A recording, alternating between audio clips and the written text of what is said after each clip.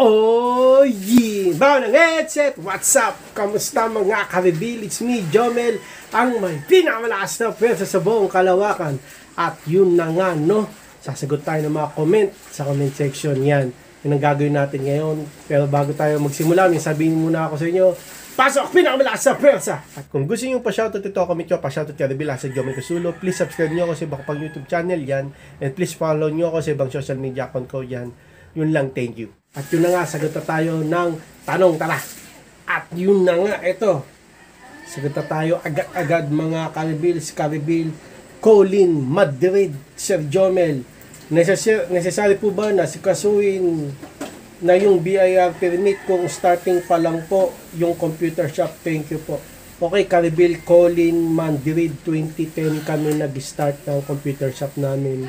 Pwede yan, Karibil, pag nagsisimula ka pa lang, barangay permit kuha ka. Okay? Kasi kailangan yan pagka business, small or big, kailangan natin ng permit. Okay? Kung small ka naman, Karibil, maliit lang computer shop mo, pwede naman barangay muna. Pero, Karibil, asikasuhin mo yung mayor's permit. Mahirap kasi masita, no? Yan, kasi nasita na rin kami dyan.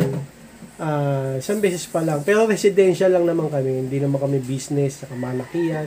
Yan. Pero, pwede na barangay permit, no? Pero, mas maganda may mayor's permit ka. Kasi, pagka nagkaroon ka ng, reklamo, kasi yung computer shop, delikado. May mga magulang na, yung anak nila, makulit dyan sa computer shop mo, para walang masilip sa'yo, no? Pag pinuntang ka ng barangay, unang hanapin yan, permit. May permit ka ba? Ganyan. Pagka wala, nangyayari ka, mapapaklose ka, ganyan. Pero hindi naman masyadong maigpit pag maliit lang computer siya. Pero, Karibil, kailangan talaga yan, yung permit na yan. Barangay permit, mayor's permit. Dalawa lang naman yung kukunin mo. Tapos, pag malakas computer shop mo, siyempre, may mga kapitbahay dyan na, alam mo na, yung siyempre, naiingayan sila, ganyan, minsan, tapos, nainggit, yan. Pwede ka nilang, isumbong, ganyan. Pag pinuntahan ka, may papakita ka, legal ka, okay, Karibil yan. Pero, talaga, pag pag nagbi-business tayo, kahit na, di ba, papasok tayo sa company, kumukuha tayo ng mga ganyang requirements, no, yung mayor's, yung mga ganon, okay? Lalo na pagka business tayo. Yan. Asikusin mo, Karibil, sa simula, pwede naman yan barangay permit. Kasi malapit lang barangay sa atin. Yung City Hall, medyo malayo. Pero dapat asikusin mo din yan. Okay? Yan, Karibil. Okay, sana mapanood itong video na ito. Comment ka lang kung anong update yan sa tanong mo. Okay, Karibil, maganda yung, yung legal, okay? Para wala tayong kaba-kaba. Kaba-kaba kasi mahirap yung, yung wala tayong permit.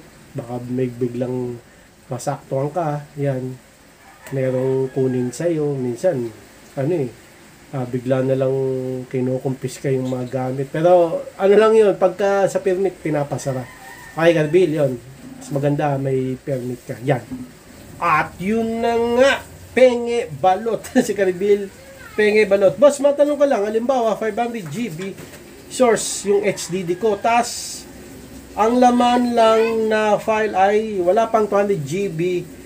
Tapos meron akong bagong SSD 240 GB. Pwede ko ba siya na i-clone? Okay, Karibil, depende kasi sa application na pang-clone mo, Karibil. Meron kasing pang-clone na per sector ang cloning niya. Okay, example, 500 GB source mo. Kailangan 500 GB rin yung target mo. I mean, yung papasahan niya per sector Karibil, no? Per sector.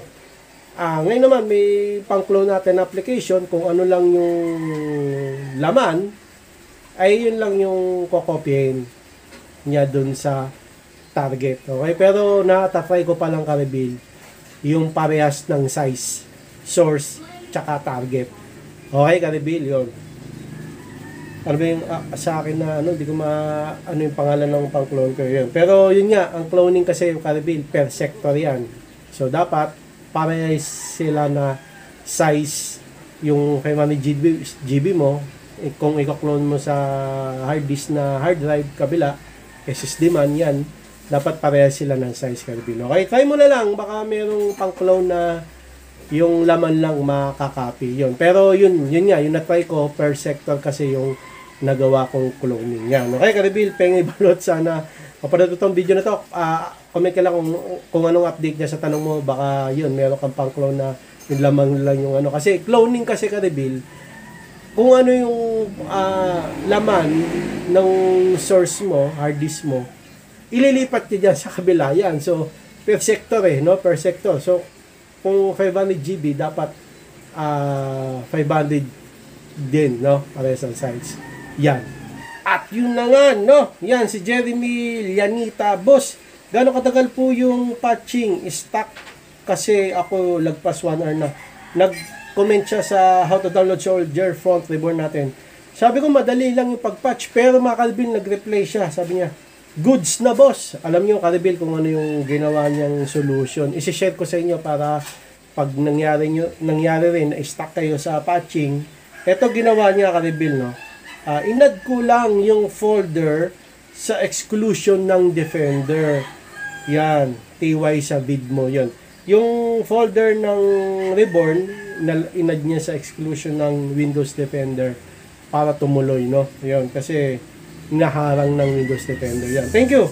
Thank you, Jeremy Lanita. Kung meron ka ring maganyang tanong or na-solve na problem, yan, comment ka lang dito para may-share natin. Yon, Jeremy Lanita, thank you. Yan. At yun na nga, no, ito si Karibil, General Gelocus. Ba't po ganun sa akin, need pa reboot, tapos kapag reboot ko po, nawala na po yung Valorant. Okay, Valorant tinatawag niya. Karibil, pag nag-install kayo ng Valorant, di ba, need, restart PC, no? Restart yung PC, kaso nawala daw yung Valorant niya. Baka naka-deep freeze ka ata, baka may software kanyan or application sa PC mo, dapat mo muna yon, disable mo muna.